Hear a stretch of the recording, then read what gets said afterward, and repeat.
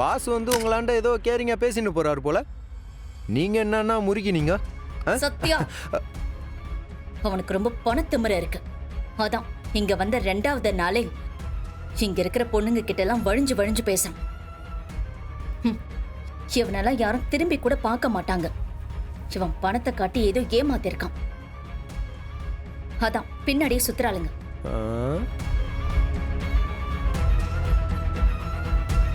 Owner அவர் ஆண்டா இருந்த மொத்த சொத்தையும் முருகன் பேருக்கு மாத்தி எழுதி வச்சிட்டாரு. இப்போ அவர் ஒரு காலி டப்பா தான். இதுலயே தான் பணத்தை செலவு பண்ணி அவர் இனிமே கிரியேட் பண்ண போறாரு. சும்மாலாம் பேசின்னு இருக்காதீங்க. இந்த பாருங்க ஓனர், அவர் மேல உங்களுக்கு இருக்க கோவத்துக்கு நீங்க வாட்டுக்கு அடிச்சு விடாதீங்க அப்படியே. இப்ப நீ அவனுக்கு சப்போர்ட் பண்ணி பேசுறதுக்காக தான் என்கிட்ட வந்தியா?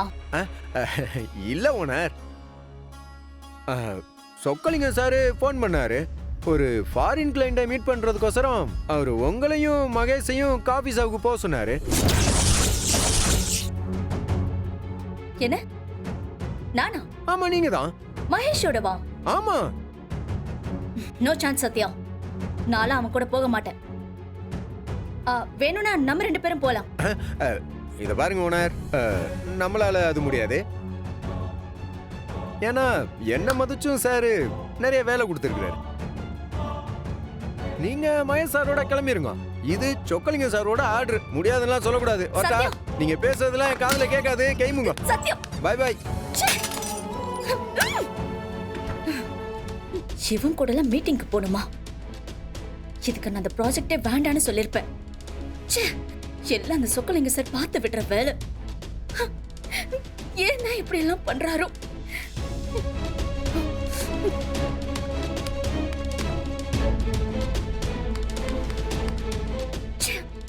நான் வெயிட் பண்றேன்னு தெரிஞ்சு கண்டுக்காம உட்கார்ந்திருக்கான்.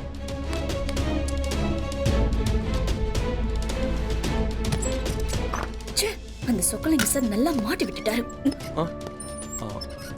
மேடம், நீங்க ஏன் கேபினுக்கு வெளியில நிக்கிறீங்க? வாங்க உள்ள வாங்க. ஏய்,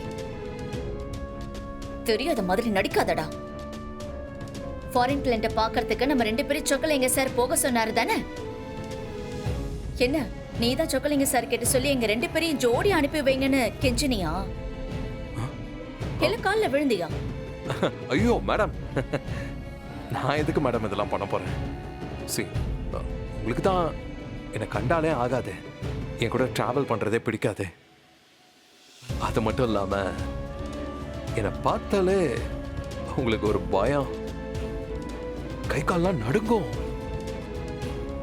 அதனால நான் எப்படி மேடம் உங்க கூட வரேன்னு சொல்லுவேன்? என்ன சொன்ன? பயமா? யாருக்கு? எனக்கு உன் மேல பயமா? ச்சே, அதெல்லாம் ஒண்ணுமே கிடையாது. நீயே சும்மா ஃபீல் பண்ணாத.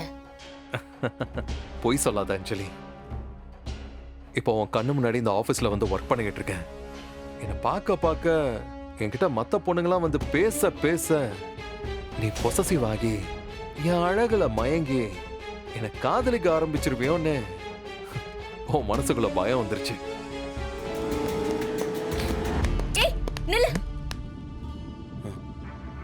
எதுக்கு லிஃப்ட்டுக்குள்ள என்கிட்ட நெருங்கி வந்த? நான் எங்க நெருங்கி வந்தேன்? நீ தான் க்ளோஸா வந்த. ஏய், நடிக்காத. 4 பேர் லிஃப்ட்டுக்குள்ள ஏறின உடனே அந்த சூழ்நிலையை உனக்கு ஃபேவரா ஏத்துக்கிட்டு மெதுவா என்கிட்ட வரல. நீ இந்த சூழ்ச்சிலை இனி என்கிட்ட ஏற்படாது. எப்பவும் என்னை விட்டு நீ 2 அடி தள்ளி தான் நிக்கணும். புரியுதா? ஏமா, மொத்த லிஃப்ட்டுமே 2 அடி கூட இருக்காது.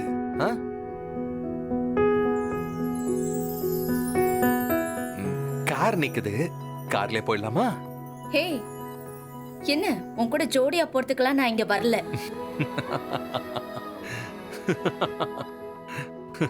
எதுக்கு இப்ப சிரிக்கிற? அப்படின்னா உன் மனசுல பயம் இருக்குன்னு நீ ஒத்துக்கிற. எங்க என் கூட வந்தா உன் மனசு தடுமாறும், என்ன லவ் பண்றதா நீ சொல்லிருவ. அப்படித்தானே? இங்க பாரு, இப்படி எல்லாம் நான் ட்ரிகர் பண்ண நான் உன் கூட வந்துருவேன்னு மட்டும் நினைக்காத. அப்புறம் எதுக்கு என் கூட மீட்டிங்க்கு கிளம்புன? சரி, இப்ப மீட்டிங்க்கு எப்படி போறது? லொகேஷன் எனக்கு நல்லாவே தெரியும். நீ தனியா போ, நான் தனியா வரேன். ஆ. இந்த மாதிரி டைம்ல எனக்கு ஹெல்ப் பண்றதுக்கு எனக்கு ஒரு பைக் டாக்ஸி டிரைவர் ஒருத்தர் தெரியும். நான் அவரை காண்டாக்ட் பண்ணி வர சொல்லி நான் அவர் கூட பைக்ல வந்துடுறேன். நான் உன் ஹஸ்பண்ட். நீ ஏன் கூட வரமாட்டேங்கிற? எவனோ ஒருத்தன் முகம் தெரியாதவன் கூட அதுவும் பைக்ல போறேன்னு சொல்ற? இதெல்லாம் கொஞ்சம் கூட நியாயம் இல்ல சொல்லிட்டேன். அதுதானே எனக்கும் வேணும். உனக்கு எதெல்லாம் நியாயம் இல்லைன்னு தோணுதோ அதெல்லாம் செய்யறதுதான் என்னோட முதல் நோக்கமே. அவர் உன்ன மாதிரி சைக்கோ கிடையாது. எவ்வளவு இன்ட்ரெஸ்டிங்கான பர்சன் தெரியுமா? அவரு கூட பைக்ல போகும்போது நான் என் கவலையெல்லாம் சுத்தமா மறந்துடுவேன். அப்படி ஒரு பாசிட்டிவ் வைபா எனக்கு கிடைச்சுக்கிட்டே இருக்கு. நீ எல்லாம் இங்க பாரு, அவர் கால் தூசி கூட வரமாட்டேன். ஓஹோ, அவ்வளோ இன்ட்ரெஸ்டிங்கான பர்சனா? அப்படி என்னதான் பேசுவான் அவன்? என்னை விட அக்கறையா கவனிச்சுப்பான அவன? என்னை விட அவன் அன்பா பேசுவான அவன்கிட்ட? ஹே, நீ பண்றதெல்லாம் நடிப்புடா. ஆனா அவரு ஆழ் மனசுல இருந்து பேசுவாரு. அவரை பார்த்த 10 நிமிஷத்திலேயே நான் அவருக்கு ஃப்ரெண்ட் ஆயிட்டேன். நான் ஒரு ஸ்ட்ரேஞ்சர் தான். ஆனா என்கிட்ட அவர் எவ்வளவு கைண்டா இருப்பாருன்னு தெரியுமா? கூட இருக்கும்போது எவ்வளவு அன்பா இருப்பாரு. எனக்கு ஒரு பிரச்சனை நான் நினைச்சாலே கடவுள் மாதிரி என் முன்னாடி வந்து நிப்பாரு. அது மட்டும் இல்ல, என் மனசு 100% புரிஞ்சு நடந்துப்பாரு. இன்னைக்கு என் லைஃப்ல இருக்கிற பெஸ்ட் ஆஃப் த பர்சன் யாருன்னா அவர் மட்டும்தான்.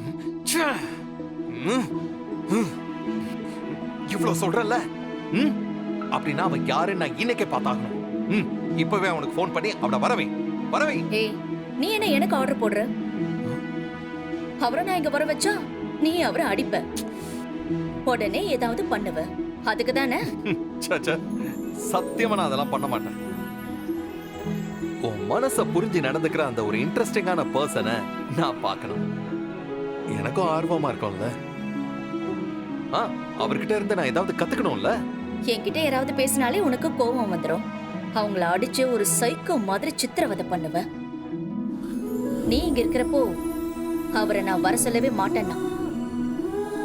உங்க 2 பேரையும் நான் மீட் பண்ணவே விட மாட்டேன். நீ உன் கார் எடுத்துட்டு காஃபி ஷாப்புக்கு போ. நான் எப்படியாச்சும் அங்க வந்துடுறேன். நல்லா சாப்பிடுங்க.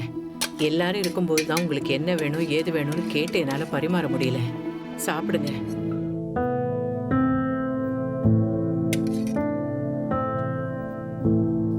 என்னாச்சுங்க? ஏன் கண் கலங்குறீங்க? இல்ல லட்சுமி, புருஷன் பொண்டாட்டியா இருந்தாலும் அதை நம்மளால வெளியில சொல்ல முடியாம ஒரு மர்மமான வாழ்க்கைய வாழ வேண்டியிருக்கு. என் நிலைமை யாருக்குமே வரக்கூடாது லட்சுமி.